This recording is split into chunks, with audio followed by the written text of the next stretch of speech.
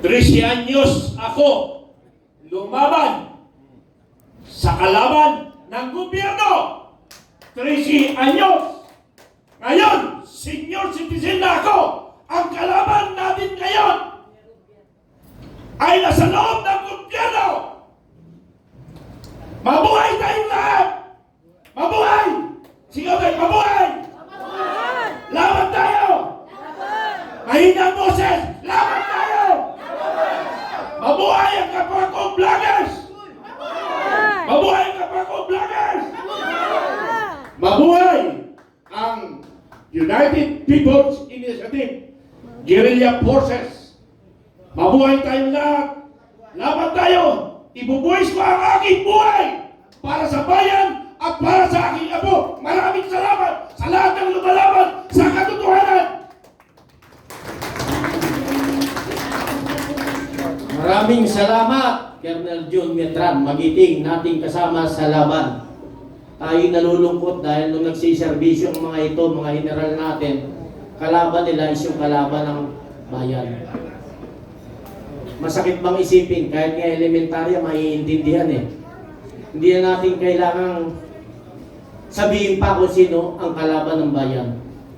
Yung mga tao na dapat nagpoprotekta sa atin, yung mga tao na inaasahan natin, sila pa yung nanggigipit sa taong bayan. Bigyan natin ng pagkakataon galing sa ating Philippine National Police, retired Colonel John Galang.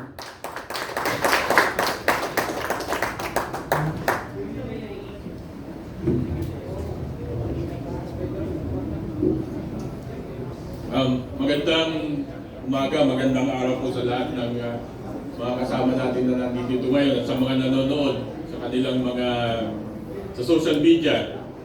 Magandang araw sa inyo. Mahirap daw po nagsasalita yung pinakauli kasi nasabi na ng mga nauna lahat yung gusto niyang sabihin. Kaya kadalasan yung huli nagpapasalamat na lang. Kidding aside, magandang umaga po muli. Nagpapasalamat po kami in behalf po ng United People's Initiative. Nagpapasalamat po kami unang-una sa mga dumalo po dito na ating mga kasamahan ng mga retirees. Mula po sa AFP, sa PNP, sa meron pa pong mga nakapirma coming from the BJMP, BFP, meron din po yung mga prison guards. Kasama po sila. Nagpapasalamat po kami sa kanila at saka doon pa po sa mga nagpapadagdag doon sa listahan, sa manifesto. Ongoing pa po yung pagkolekta natin ng kanilang mga signature dahil marami pong nagme-message pa na gusto pa talagang isama sila sa manifesto. Wala pa po sigurong kalahati yan. Baka po pag napuno, kaya natin punuin itong kwarto. So marami pong salamat muli. Pangalawa, nagpapasalamat po kami sa lahat ng ating mga nagko-cover ngayon na media, na social media, yung pong ating mga vloggers. Palakpakan niyo po yung inyong mga sarili. Tama po sinabi ni General Garcia, kayo naman po yung natitirang bastion of truth. So samahan po natin sa mainstream media, nagpapasalamat kami na nandito kayo. Dahil kahit papano, pinakikita niyo po at ginagawa niyo po yung trabaho ninyo. Alam naman po namin na yung mga mainstream media yung nasa field. Binibigyan po kasi yan ng instruction coming from the main office. Pagdating po sa editor, sa editor's table o sa editor's desk, diyan po nagkakaproblema. Kaya yung po mga kasamahan natin sa mainstream media na nasa field, unawain po natin sila dahil kanilang po trabaho yan. Napipilitan lang din po yung karamihan sa kanilang sumunod kung ano yung instruction. Ang media o ang court estate, kaya nga po sa ating institution, 4 po yan for a thriving country or a nation to practice a true democracy.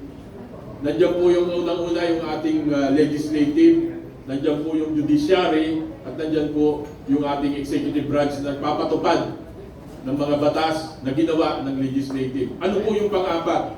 The fourth estate, yung media. Napaka-importante po ng papel ng media. Kaya nga lang po, pagpihit ng panahon, naging enterprising. Noong mga unang panahon po, walang nilalapitan ang mga taong naaapi. ginigipit kundi ang media. Kaya po doon sa mga kasamahan natin sa media, yung pong inyong mandato, yung pong inyong pagpapaliwanag, pagpapahayag, yung katotohanan, yung pong wala kayong sinasabi nyo, walang kinikilingan, walang pinoprotektahan. Naririnig po natin yan palagi. Bawal katotohanan lamang. Nasaan po yun? Hindi po pwede yung katotohanan conditional. What is in front of you?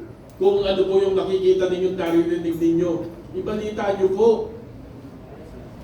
ng tama at naaayon. Maawa po kayo sa ating mga kababayan. Yung pong nangyayari ngayon sa ating mundo, ito pong kaguluhan sa Middle East, hindi po, yung pong sinasabi na malayo tayo, hindi tayo maapektuhan. Tandaan po natin, ang ating bansa ay oil dependent. Wala po tayong pinagkukunan ng ating supply ng langis. Ito lamang po mga ilang araw, tingnan niyo po kung gaano ang itinaas ng presyo ng krudo. Yung pong mga kababayan nating mga tuper, yung pong mga kababayan nating nagmamateo ng Grab, yung pong mga kababayan nating nagdi-deliver, yung mga riders, sila po yung unang-unang tinatamaan dito. Kaya po sa ating mga kababayan, buksan po natin yung mga mata natin. Buksan po natin yung ating isipan. Tignan niyo po yung palibot, tignan niyo po yung mga kapitbahay nating bansa. Tignan niyo po kung nasaan yung Pilipinas ngayon. At tignan niyo po yung mga anak ninyo, yung mga anak natin. Pag alis niyo sa umaga, titigan niyo maigi yung mga anak ninyo. Anong kinabukasan ang naghihintay sa kanila? Habang kayo'y nagtatrabaho sa buong araw, isipin ninyo kung anong magiging kinabukasan ng mga anak ninyo. Kung ganito ang ating kondisyon ng pamumuhay sa bansa ngayon. At pag uwi niyo po sa gabi, habang natutulog yung mga anak ninyo, itigan niyo po silang maigi. 10, 20 taon ngayon, ano po ang kinabukasan ng mga anak natin?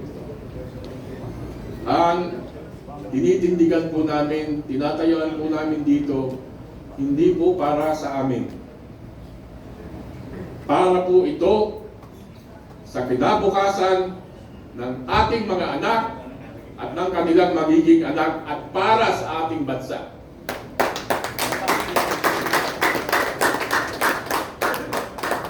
Iisa lang po ang ating bansa, iisa lang ang Pilipinas, at iisa lang ang buhay natin. Gawin po nating makabuluhan yung pananatili natin sa mundong ito. Yun lamang po. Maraming salamat po sa inyo lahat. Maraming salamat sa ating magiting PNP retired Colonel John Galang. Bibigyan po natin ng pagkakataon ng isa